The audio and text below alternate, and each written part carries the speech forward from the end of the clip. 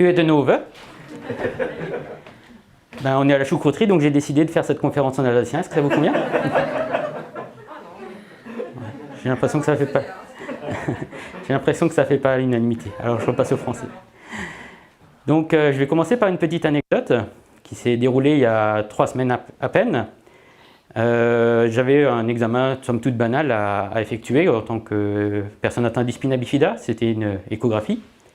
Alors dans un premier temps, évidemment, on s'est assuré que je n'attendais pas d'autres heureux événements qu'une victoire du Racing. Dans les 2 cas, c'était négatif. Donc on a pu commencer l'examen. Enfin, pas tout à fait. J'avais un petit topo à faire d'abord. Donc je vous préviens, le système urinaire que vous allez visiter n'est pas tout à fait comme les autres. Ah bon, pourquoi? Disons qu'il y a quelques travaux qui ont été effectués. Des travaux, quel genre? Ah, des travaux assez lourds quand même. Donc je commence. Déjà dans les reins, vous allez trouver du téflon. Ah, bon. Donc là, je me lance dans un petit topo que j'ai le plaisir de vous épargner aujourd'hui. Ensuite, j'ai aussi un sphincter artificiel. Donc là, bon, je ne savais pas trop ce que c'était, donc pareil, je me lance dans une petite explication. Il prend son instrument de torture et il dit, bon, ben, on commence l'examen. Non, non, attendez, j'ai gardé le meilleur pour la fin. J'ai aussi un agrandissement de vessie. Quoi, un agrandissement de vessie? Comment on peut agrandir une vessie? En fait, on a pris un morceau de mon intestin, tout simplement, et puis on l'a greffé sur ma vessie. Ah, d'accord. Bon, ben, cette fois, on peut commencer. Donc, il soulève mon t-shirt, il voit une grande cicatrice, il voit un bout de plastique non recyclable en plus qui sort de mon ventre. Donc là, je crois que s'il avait eu un chapeau, il se serait retrouvé par terre. L'examen se passe bien, je me relève, je prends ma canne blanche, donc il ne m'avait pas vu arriver, je prends ma canne blanche. Il me demande, mais vous êtes aveugle aussi? Ah non, non, non, pas du tout, non, non, non, non. Non, je suis simplement apprenti, je suis malvoyant. J'ai encore un peu d'exercice avant d'atteindre le stade ultime. Bon, si vous savez, là je finis mon travail dans 20 minutes, si vous voulez, je vous raccompagne chez vous. Oh, ça devrait aller. Vous savez, j'ai skié en Sibérie, j'étais à Madagascar, j'ai visité Madagascar, j'étais à Stockholm tout seul, à Malte. Je pense que pour les 500 mètres jusqu'à chez moi, ça devrait aller, je vous remercie. Voilà, donc cette petite anecdote pour vous faire comprendre que quand on m'a proposé de participer à une conférence sur le thème de la santé, je me suis un peu senti comme un chauve à qui on demanderait de participer à un concours de coiffure.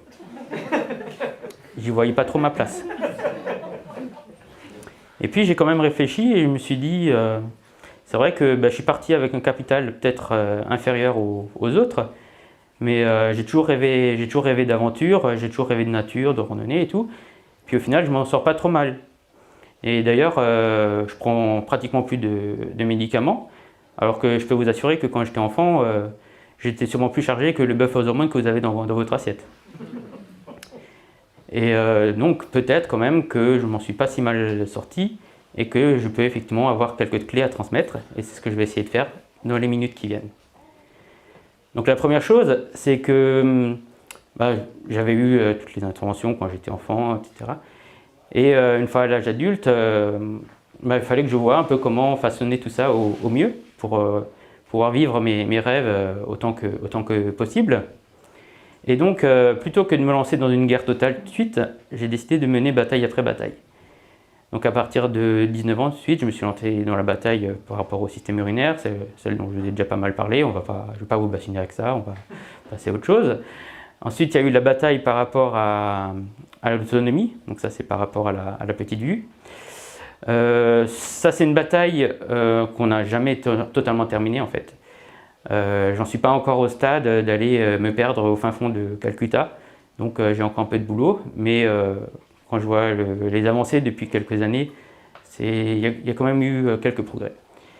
Ensuite, il y a eu la bataille pour davantage marcher parce que j'ai aussi des atrophies musculaires au niveau des jambes, et il y a quelques années, jusqu'à il y a 5-6 ans, j'avais une capacité de marche de 3 km à peu près. Après ça, le soir, je pouvais être assuré de me tordre de douleur dans mon lit. Et enfin, la dernière en date, c'était la bataille par rapport à mes intestins qui ont décidé de ne plus fonctionner. Donc ça, c'est un peu gore, on va éviter ce passage. Et on va plutôt se concentrer sur la marche.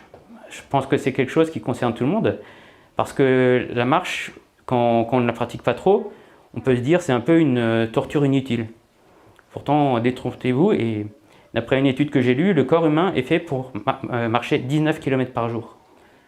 Ça peut paraître énorme, parce que nous, on vit dans notre confort, dans notre société, mais dans certains pays, ça s'appelle encore aujourd'hui le quotidien.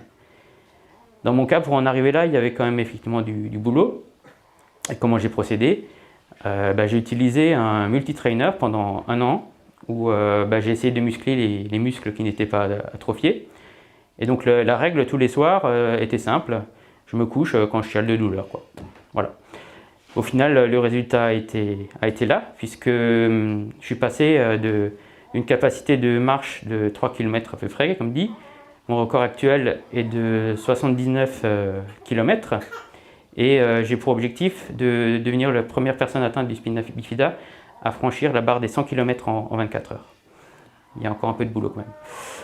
Mais voilà, donc je pense que c'est vraiment quelque chose qui concerne tout le monde, parce que les bienfaits que j'ai pu constater, tout le monde peut en profiter, quel que soit l'autre niveau de départ. Et d'ailleurs, quand j'ai eu la chance de parcourir un tronçon du chemin de Saint-Jacques-de-Compostelle, j'ai pu rencontrer plein de personnes qui, avant ce chemin, n'avaient jamais marché. Et toutes me disent qu'effectivement, il y a 3 jours qui sont difficiles, mais dès le 4e, le corps, c'est quand même une machine formidable qui s'adapte à tout. Et effectivement, à partir du 4e jour, en général, on sent vraiment la différence. On sent que notre corps, effectivement, est fait pour ça. Et pour moi, les bienfaits ont été nombreux. Par exemple, avant de me mettre à marcher, j'avais un rendez-vous hebdomadaire chez le kiné. Ça fait 6 ans que la pauvre a perdu un peu de son budget de Noël. Mais moi, par contre, je gagne beaucoup de temps.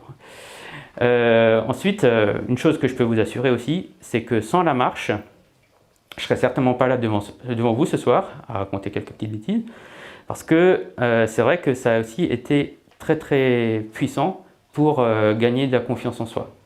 Et ça, vraiment, comme dit, toutes ces vertus-là, n'importe qui peut en profiter.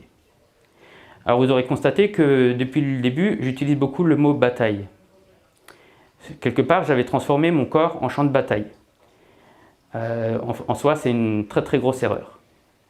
Et un jour, une femme m'a dit « tu ne t'aimes pas ». J'étais un peu choqué quand même. Pourquoi, de but en blanc, tu me dis « tu ne t'aimes pas ». Parce que tu ne peux pas considérer ton corps comme un ennemi. Oui, mais non, je ne considère pas mon corps comme un ennemi, c'est la douleur que je n'aime pas. Qui aime la douleur? La douleur, si elle est là, c'est pour t'alerter avant tout sur des choses. Oui, mais concrètement, qu'est-ce que tu veux que je fasse? La prochaine fois que tu as mal, donc ça, la fois suivante pour arriver n'était pas trop longue, hein. Donc la prochaine fois que tu as mal, au lieu de te mettre sur le pied de guerre, tu accueilleras ta douleur. Donc concrètement, comment tu feras? Par exemple, tu pourras lui parler. Tu diras par exemple, je sais que voilà, tu es là, mais ce n'est pas dans le simple but de me faire souffrir, c'est que tu as des choses à me dire. Et donc je me suis mis un peu beaucoup plus à l'écoute du corps. Et par exemple, quand les douleurs arrivaient, j'essayais d'envoyer des ondes positives, comme de la respiration aussi. Voilà, le souffle, c'était souvent dans le bas du dos, donc le souffle, j'essayais de le diriger vers cette zone.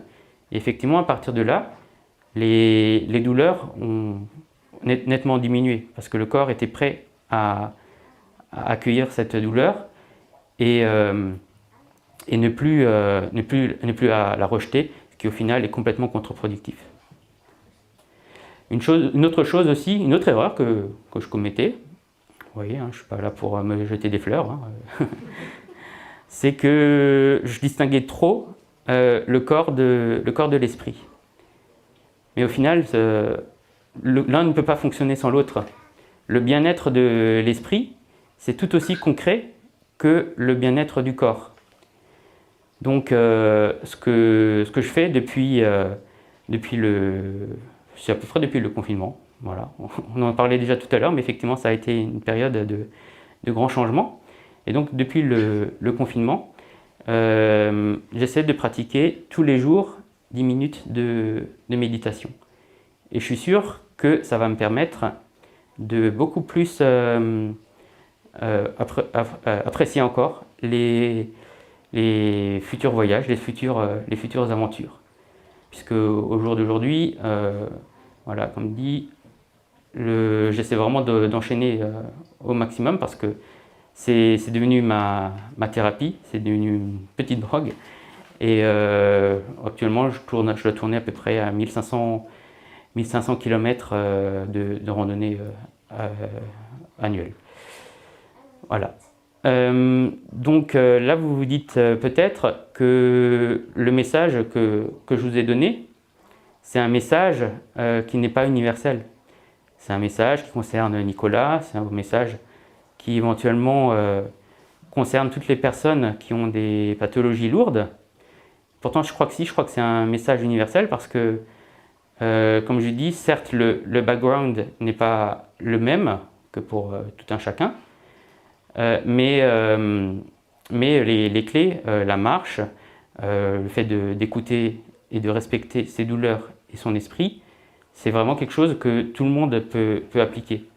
Et puis peut-être que si demain vous arrive un pépin, malheureusement c'est des choses qui arrivent, on en a encore eu la preuve dans le témoignage juste avant, vous pourrez peut-être vous dire la même chose. La vie, elle peut nous jouer des tours, mais au final ce ne sont souvent que des détours pour aller plus haut, plus loin. Donc moi j'ai souvent l'habitude de citer Martin Luther King qui disait si tu ne peux pas voler, cours, si tu ne peux pas courir, marche, si tu ne peux pas courir, rampe, mais quoi que tu fasses dans la vie, ne cesse jamais d'avancer. Et une dernière chose que je voulais vous dire, c'est que effectivement si ça vous arrive, dans un premier temps vous aurez beaucoup d'épreuves à passer parce qu'il y a forcément le déni, il y a forcément le rejet, peut-être même de soi. Par exemple, quand on devient aveugle ou malvoyant, il faut accepter que la canne blanche fait partie de soi. Moi, là d'ailleurs, ça me fait un peu drôle, je me sens... pour moi, ne pas avoir ma canne blanche en main quand je suis debout, c'est un peu comme si j'avais pas de t-shirt, vous voyez. Donc voilà, ça me fait un peu bizarre. Mais donc effectivement tout ça, ça se surmonte et comme je disais, au final on peut vraiment aller plus haut, plus loin. Et d'ailleurs aujourd'hui le médecin qui m'a rendu malvoyant, dans un premier temps je vous cache pas, j'étais un peu en colère quand même contre lui. Bon, j'avais un peu de la haine, d'accord, c'est vrai. Enfin bon, j'avais des envies de meurtre, oui c'est vrai, d'accord. Mais maintenant je me dis certes, il m'a pris une bonne partie de la vue, mais peut-être quelque part, il m'a ouvert les yeux sur le monde. Merci beaucoup.